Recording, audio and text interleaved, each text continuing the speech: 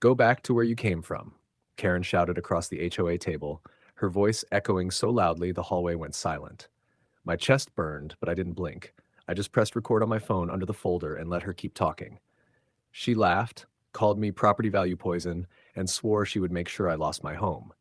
The room smelled like panic and cheap perfume. Three board members stared at the table. One neighbor started crying. Karen didn't notice. She was too busy destroying herself. If you love powerful stories, you don't want to miss this. But before we continue, tell us where you're watching from. It makes us happy to see how far our stories travel. Please like, comment, and subscribe. The meeting started like any boring HOA gathering: budget talk, landscaping complaints, fake smiles. Then Karen slammed a stack of papers down and said my name like it tasted bad. She accused me of breaking community culture rules, which, spoiler, don't exist. I stayed calm. Calm drives people like Karen crazy. What she didn't know was simple. I had emails, voice notes, security footage, and a surprise guest sitting outside that meeting room waiting for my text. When she started calling me names, I asked politely, Karen, are you speaking as HOA president or personally?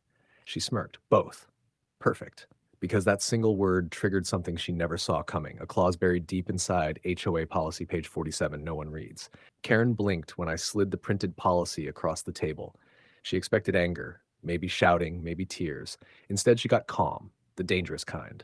I tapped page 47 and folded my hands. The room leaned closer like gossip had a heartbeat. Karen rolled her eyes and laughed again, louder this time, like volume could replace intelligence. You think paperwork saves? She said. I smiled. No, but it documents you. A few neighbors coughed to hide laughs.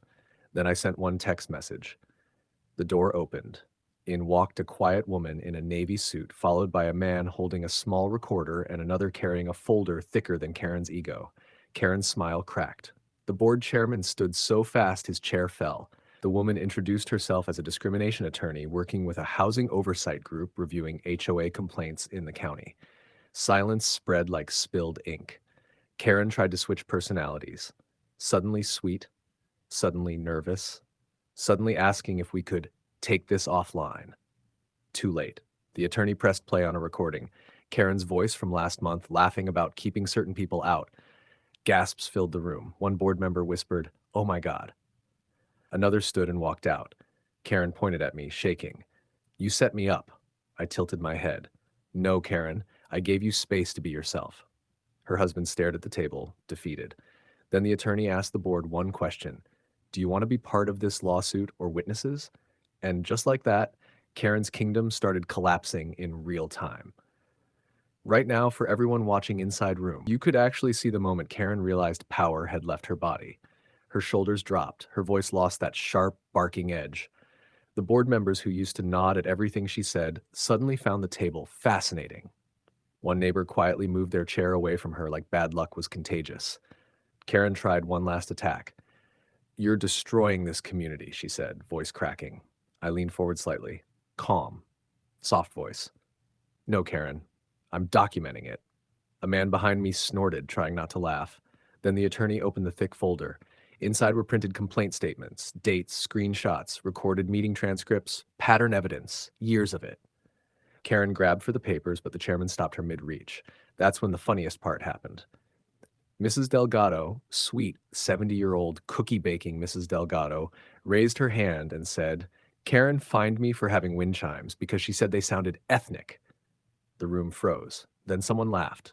Then another. Karen's face turned the color of expired tomatoes.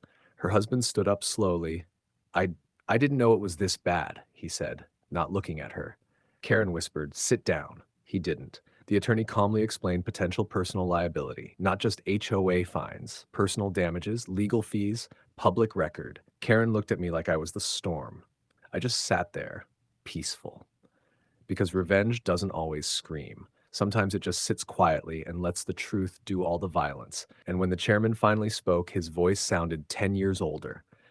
Karen, effective immediately, you are suspended pending investigation. You could hear someone drop a pen across the room. Karen laughed, but it was broken, hollow. You can't do this. I built this board. The chairman didn't blink. No, the community did. We just trusted you to protect it. That hit harder than any insult. Karen turned to her husband. Say something, he swallowed. Looked at me, then at the attorney, then at the floor. I think you should listen to them, he said quietly. That was the moment she lost everything. Not loud, not dramatic, just gone. The attorney handed her a formal notice: investigation, possible removal, civil review. Karen's hands shook so badly she dropped it twice. No one helped her pick it up. I stood, straightened my jacket, and gathered my folder. Karen whispered as I passed her, "You think you won?" I paused, smiled, and said softly, "No, Karen, I just stopped losing." Outside, the evening sun painted the street gold. Kids rode bikes. Neighbors talked peacefully. Life moved forward like nothing ever happened, but everyone knew. Truth had walked into that meeting and refused to leave. Weeks later, Karen's resignation letter went public. The same neighbors she used to intimidate signed a community statement about respect, fairness, and accountability. And me? I planted flowers in my front yard, because sometimes the best revenge is growing beautifully in places someone hoped you would fail. Please like, comment, and subscribe.